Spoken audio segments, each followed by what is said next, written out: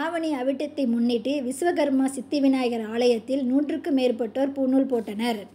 ஆண்டுதோறும் ஆவணி அவிட்டத்தை முன்னிட்டு விஸ்வகர்மா, செட்டியார், பிராமணர் சமுதாயத்தைச் சேர்ந்த நபர்கள் பூணூல் மாற்றுவது வழக்கம். இந்நிலையில் ஆவணி அவிட்டத்தை முன்னிட்டு தேர்வீதி அருள்மிகு ஸ்ரீ விஸ்வகர்மா சித்தி விநாயகர் ஆலயத்தில் ஆவணி அவிட்டத்தை முன்னிட்டு ஆலய மண்டபத்தில் பிரத்யேக யாக குண்டங்கள் அமைத்து யாக வேள்வி நடத்தினார்.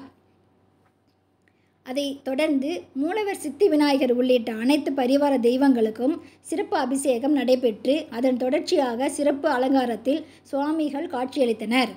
உதிரிப்பூக்களால் மூலவர் மற்றும் உற்சவர் சுவாமிகளுக்கு நாமாவளிகள் கூறிய பின்னர் சுவாமிக்கு தூப தீபங்கள் காட்டப்பட்டு நெய்வேத்தியம் சமர்ப்பிக்கப்பட்டு பஞ்ச கற்பூர ஆலாத்துடன் மகா தீபாராதனை நடைபெற்றது.